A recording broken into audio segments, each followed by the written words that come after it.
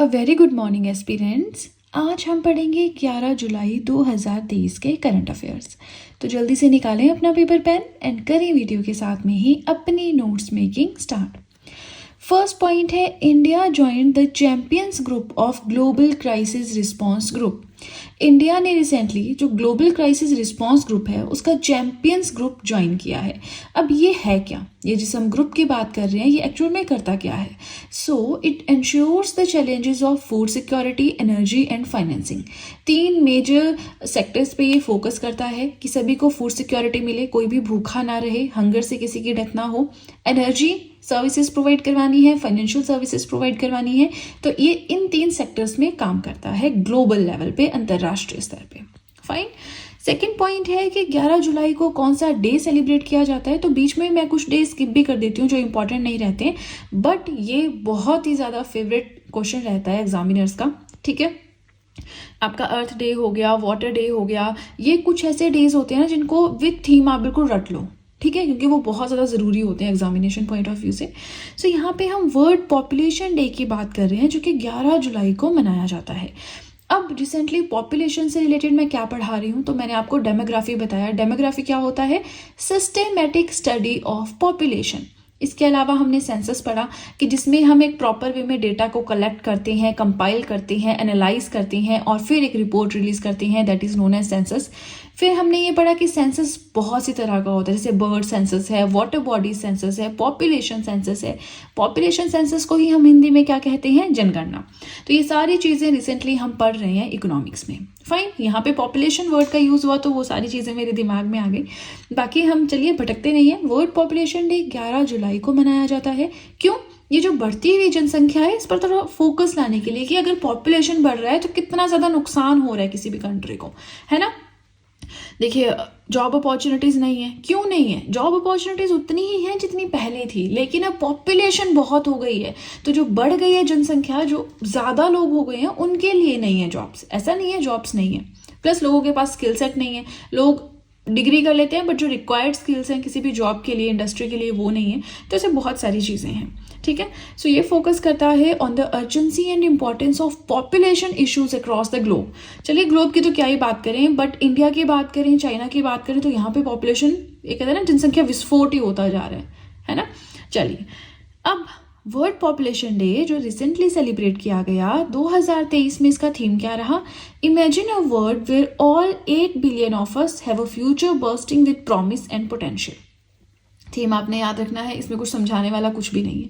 Fine, चलिए third point देखते हैं, new acting chairperson of NGT. चलिए इसको तो बाद में डिस्कस करते हैं। ये एक्टिंग वर्ड का क्या मतलब होता है? Acting president, acting prime minister, acting vice president, हर एक चीज मैंने पढ़ाई है, वहां भी वैसे तो एक्सप्लेन किया था, बट एक बार फिर से समझा देती हूँ। देखिए, अगर न्यूज होती कि एनजीटी क्या है, नेशनल ग्रीन ट्रिब्यूनल, कि एनजीटी के चेयरपर्सन कौन बने, मतलब वो परमानेंट चेयरपर्सन, चेयरमैन बने हैं एनजीटी के। एक्टिंग का मतलब होता है कि परमानेंट नहीं है, टेम्परेरी है। जब तक कि जो परमानेंट चेयरपर्सन है उनकी अपॉइंटमेंट नहीं होती है प्रॉपर तरीके से, तब तक जो भी ड्यूटीज हैं और जो भी फैसिलिटीज हैं वो इन्हीं को मिलेंगी, जो कि एक्टिंग चेयरपर्सन है। प्रॉपर सैलरी भी वैसी होगी, इनकी ड्यूटीज भी वैसी होंगी, अपनी उसी ऑफिशियल कैपेसिटी में ये वर्क करेंगे। ठीक है, नाउ नए एक्टिंग चेयरपर्सन बनी है एनजीटी के justice S K Singh. Right, NGT के बारे में थोड़ा सा जाने तो फुल फॉर्म तो मैंने आपको बता ही दी है, नेशनल ग्रीन ट्रिब्यूनल। थोड़ा सा इसके बारे में देखते हैं कि क्या ये काम करता है, किस तरह के केसेस को हैंडल करता है। नेशनल ग्रीन ट्रिब्यूनल, ठीक है, it is a specialised court in India that deals with the environmental disputes. एक अलग तरह का कोर्ट है। कोर्ट क्या करता है? लोगों की अपील सुनता है कि हाँ जी हमें ये हो गया, वो हो गया, है ना। लोगों के केसेस वहां पे जाते हैं, जो भी उनके दुख दर्द पीड़ा होते हैं कि हाँ जी मर्डर हो गया, हाँ जी चोरी हो गई, हाँ जी प्रॉपर्टी केस है, हाँ जी डाइवोर्स केस है ना, तो वो सारे कोर्ट में जाते हैं। नाउ ये एक स्पेशल तरह का कोर्ट है इंडिया में जो सिर्फ और सिर्फ जो एनवायरमेंटल डिस्प्यूट्स है, जो एनवायरमेंटल मैटर्स हैं, उनके साथ ये डील करता है। फाइन, एनजीटी एक्ट आया था 2010 में, उसके अंडर ये बना था। Now this it has the power to hear cases related to किस किस चीज़ से रिलेटेड जो केसेस हैं उनको हैंडल करने की इसके पास पावर है। एयर पॉल्यूशन से रिलेटेड कोई है, water pollution, water population, not population, यहाँ पे वाटर पॉल्यूशन कर लीजिएगा, वाटर पॉल्यूशन से रिलेटेड कुछ है, वेस्ट मैनेजमेंट है, फॉरेस्ट कंजर्वेशन है। तो इस तरह के जो भी एनवायरमेंटल डिस्प्यूट्स हैं उनको ये हैंडल करता है। फाइन।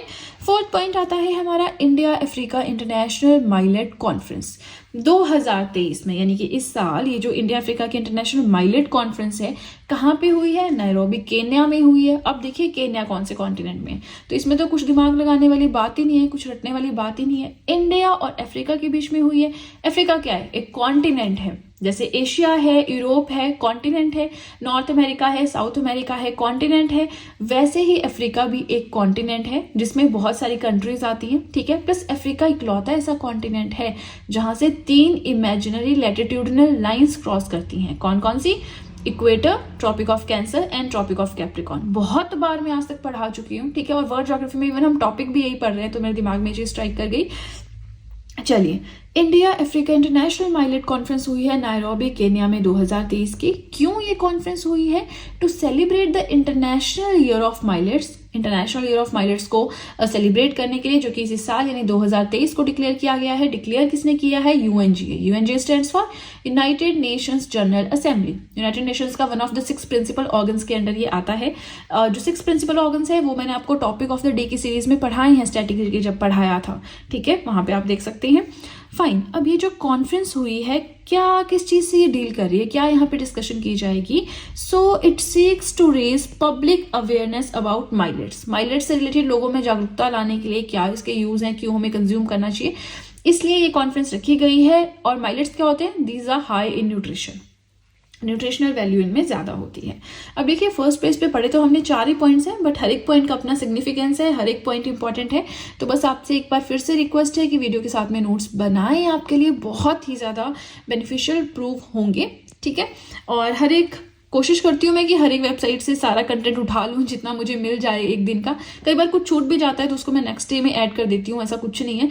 बट इस चीज का फायदा आप उठाएं, ठीक है। जो मेहनत मैं करती हूँ करंट अफेयर्स में, उस चीज का फायदा अगर आप उठाएं तब मेरा ये सब मेहनत करने का रिजल्ट सामने आएगा। अदरवाइज आपको भी अगर अलग अलग वेबसाइट्स पे जाके ढूंढना पड़े, या आप लोग वीडियोस नहीं देखते हैं, या फिर आप लोग सोचते हैं कि नहीं अभी देख लिया बाद में मैगजीन से देख लेंगे, तो वो चीज तो फिर बेनिफिशियल नहीं रहेगी। क्योंकि मैगजीन आप at the end of month पढ़ते, मतलब आप एक अलग से बुक पढ़ रहे हैं, है ना, तो उसको पढ़ने में आपको अगला महीना लग जाएगा।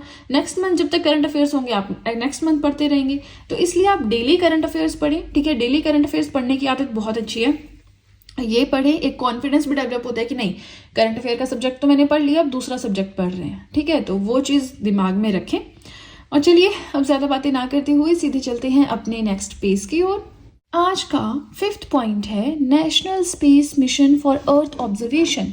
तो ये जो नेशनल स्पेस मिशन है, कौन सी कंट्री या कह लीजिए कौन से कॉन्टिनेंट से एसोसिएटेड है? ऑस्ट्रेलिया से। अब ये न्यूज में क्यों था और इसका मेन गोल क्या है, ये हमें पढ़ना है, ठीक है। पहले गोल समझ लेते हैं, उसके बाद हम चलेंगे तो आपको समझ में आएगा कि न्यूज में क्यों था।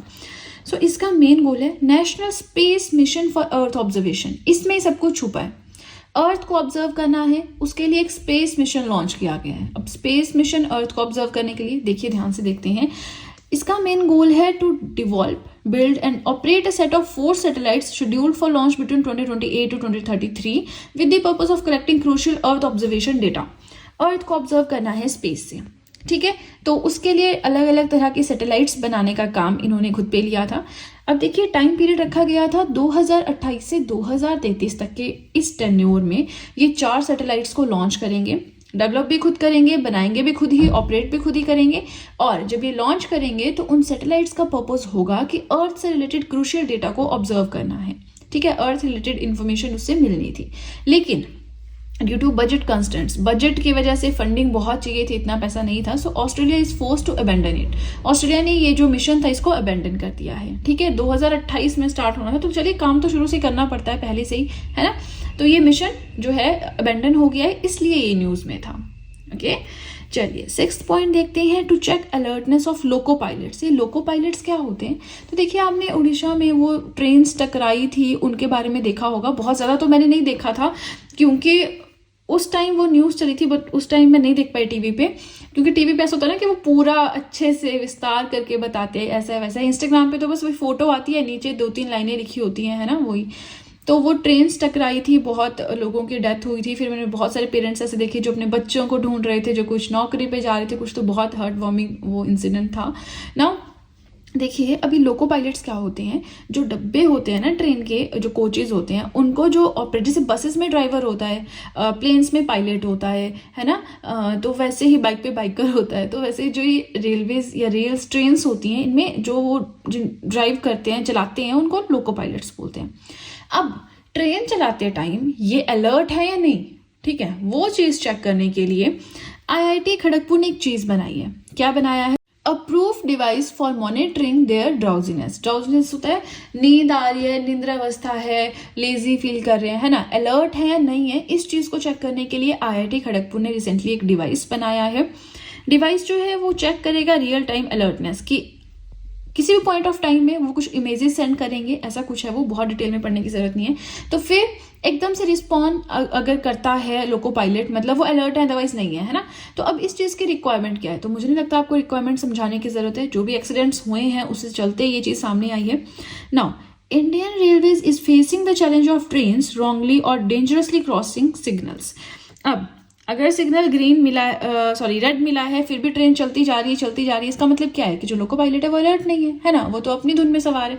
तो इस चीज़ पे जो है थोड़ा लगाम लगाने के लिए, अलर्टनेस चेक करने के लिए ये डिवाइस सामने आया है। प्लस मैंने एक चीज़ और भी देखी थी कि रेलवेज के जो उस सेक्शन के बहुत सारे जो हायर ऑफिशियल्स थे उनको सस्पेंड किया गया है, क्योंकि वो अलर्ट नहीं थे अपने ड्यूटी पे, जिस वजह से ये सब हुआ। अदरवाइज एक ट्रेन खड़ी थी तो वो सिग्नल भेज सकते थे, ऐसा कुछ मैंने पढ़ा है। बट मैंने ये पढ़ा कि हाँ काफ़ी कुछ सस्पेंड हुए हैं।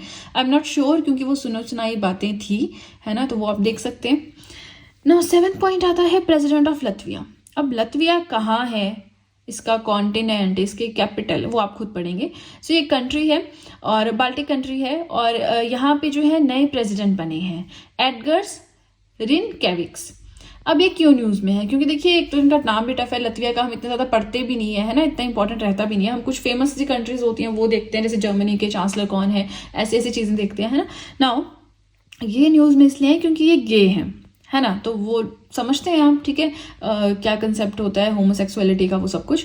तो फर्स्ट ऐसे हायर पोजीशन पे पहुंचने वाले लीडर हैं जो गे हैं, एडगर्स रिनकेविक्स, लतविया के। ये क्या बनी है, प्रेसिडेंट बनी है, और ये प्रेसिडेंट बनी है of a EU member state. अब ये न्यूज़ कैसे चल रही थी मैं आपको ऐसे बताती हूँ कि कौन से ऐसी कंट्री है या यूरोपियन यूनियन की मेंबर स्टेट है जहाँ के प्रेसिडेंट जो है या जहाँ के जो हेड हैं वो पहले गे मेंबर बने हैं, पहले गे बने हैं। तो वो एडगर्स करके बहुत फेमस हुई है ये न्यूज़, ठीक है, इसको याद रखिएगा। 8th point very very important, 3rd G20 culture working group meet. Culture working group meeting 3rd edition G20 का अंडर कहाँ पे हुआ है, हम्पी कर्नाटका में हुआ है। थीम क्या रहा, harnessing living heritage for a sustainable future. Fine, चलिए इसी के साथ हम पहुंच गए हैं आज के लास्ट पॉइंट की ओर। सो आपसे रिक्वेस्ट है, वीडियो पसंद आए तो लाइक बटन फटाफट से प्रेस कर दें और अपने नोट्स बनाते रहें। नोट्स ना बनाना ऐसा नहीं करना, नोट्स जरूर बनाने हैं, ठीक है। चलिए 9th पॉइंट है, मिस नीदरलैंड्स कौन बने हैं। तो हम क्यों पढ़े कि मिस नीदरलैंड्स कौन बने हैं, है ना। हम तो miss India, miss universe, miss world इसमें बहुत बिजी रहते हैं। फिर कभी मिसेज इंडिया हो रहा है, कभी कोई पेजेंट टाइटल हो रहा है। तो हम मिस नीदरलैंड्स इसलिए पढ़ेंगे क्योंकि पहली बार ऐसा हुआ है कि कोई ट्रांसजेंडर वुमेन ने ये टाइटल जीता है, ठीक है। तो फिर अब एग्जामिनेशन पॉइंट ऑफ व्यू से भी इंपॉर्टेंट हो जाता है। नाम क्या है, रिकी वलेरी कॉलिन, याद रखना है, ठीक है, रटना नहीं है, रिकी रिकी करके याद रख लो, है ना, कैसे भी करके याद रख लो, क्योंकि वहां पे आपने टिक मार्क ही करना है। कोई आपसे मेंस में नहीं पूछेगा मिस नीदरलैंड्स कौन बने, है ना। मेंस में तो कंसेप्ट हो गया आपका, जैसे कोई भी तो वो आ सकता है, जैसे national space mission for earth observation है, तो क्या इसके रहे रीजंस की ये बैन हुआ है, ऐसे करके आपको कुछ भी आ सकता है, कैसे भी घुमा फिरा के। तो आपने उस जो इश्यूज आपको लगता है ना कि इंपॉर्टेंट है, उन पे ध्यान देना है, ठीक है जी। चलिए इसी के साथ हमारे आज के करंट अफेयर्स हुए कंप्लीट। आई होप मैंने जो पढ़ाया आपको समझ में आया है, वीडियो अच्छी लगी है। और अगर वीडियो अच्छी लगी है तब तो बहुत ही ज़्यादा अच्छे से पता है कि क्या करना है। जल्दी से कर दीजिए चैनल को सब्सक्राइब, बेल आइकन को कीजिए प्रेस, सो दैट मैं जैसे कोई वीडियो अपलोड करूँ सबसे पहले नोटिफिकेशन आपके पास पहुँचे। प्लस जो भी आपके फ्रेंड्स हैं जो भी गवर्नमेंट एग्जाम्स के लिए प्रिपेयर कर रहे हैं उनके साथ भी मेरे चैनल का लिंक जरूर शेयर करें, so that in hand written notes का उन्हें भी कुछ फायदा हो सके। तो चलिए फ्रेंड्स, आज के लिए इतना ही। अब हम मिलेंगे नेक्स्ट वीडियो में। So that's it and see you soon.